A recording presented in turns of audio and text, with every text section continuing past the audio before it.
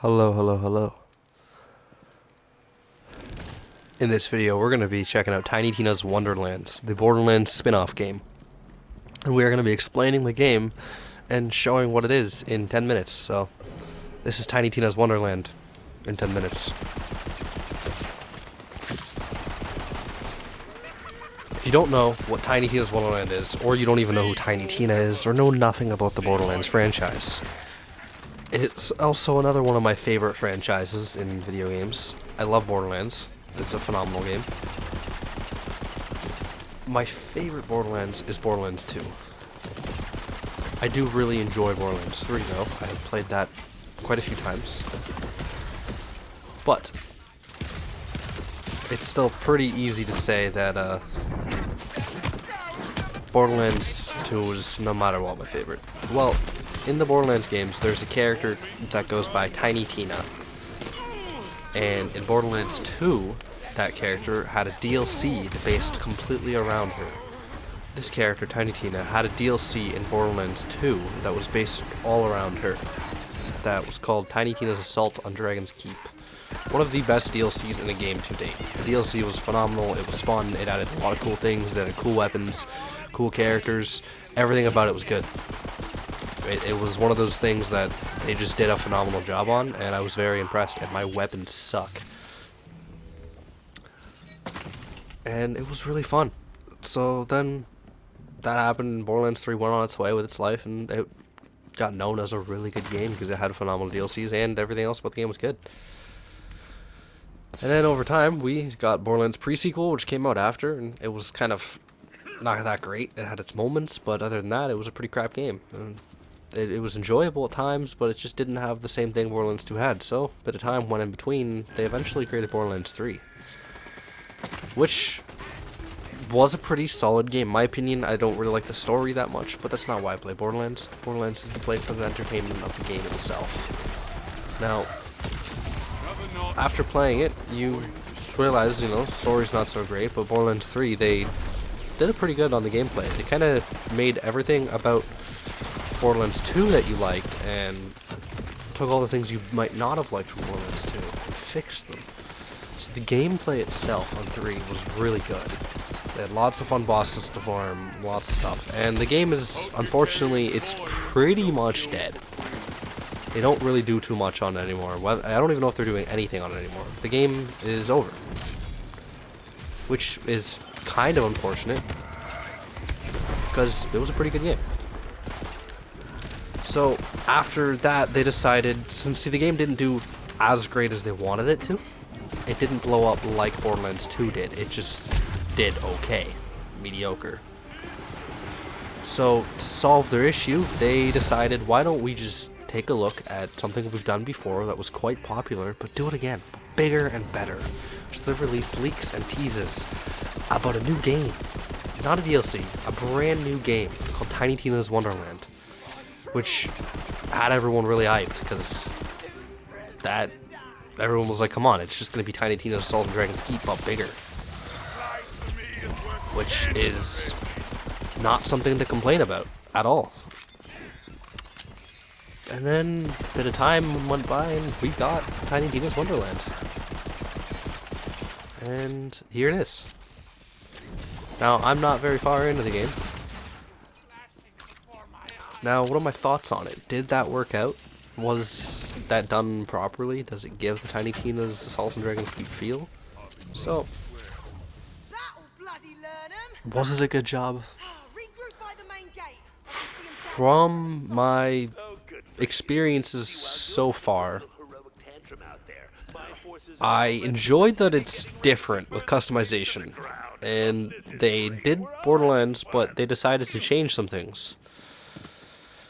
Some things you should know. It's not your typical Borderlands game. It does not have all the typical things Borderlands would have.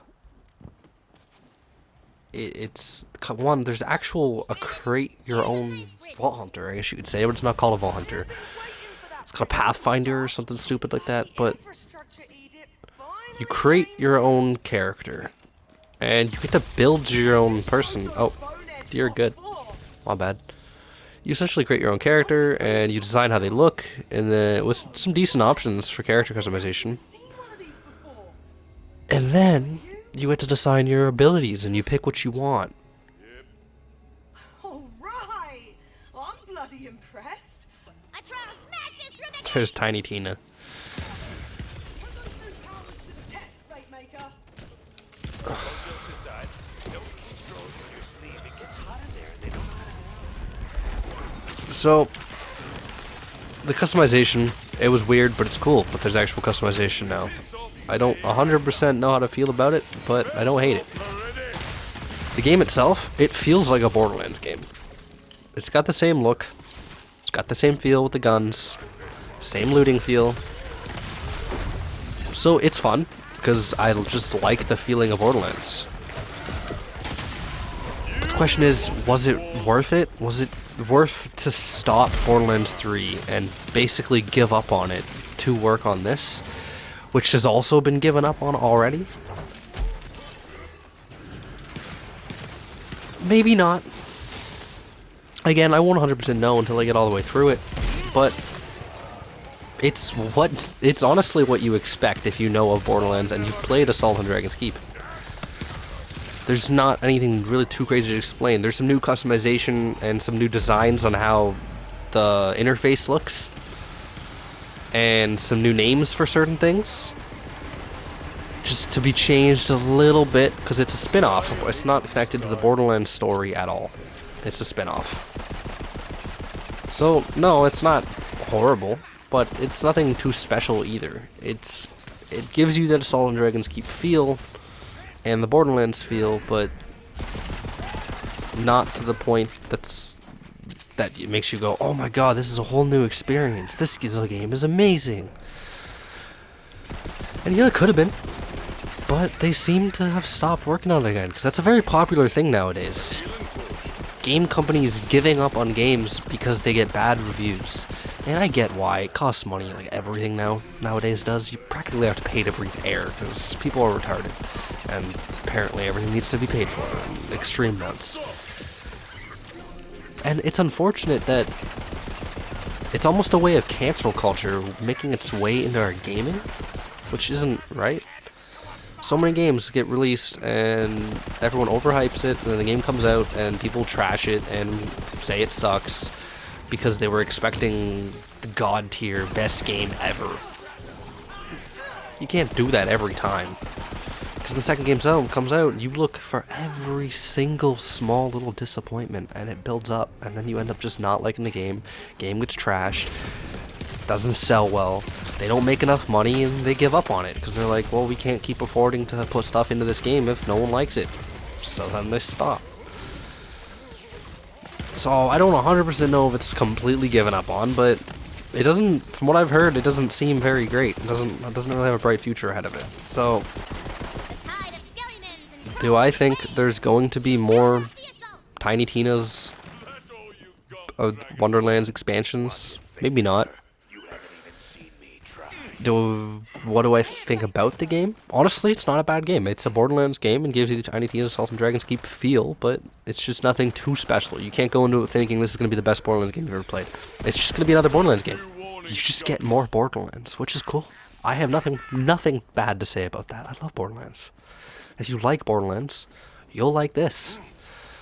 Go in, if you actually legitimately like Borderlands for what it is, you will like Tiny Tina's Wonderlands, because that's what it is. It's just more Borderlands. So I heavily recommend it. Like, I don't have nothing bad to say.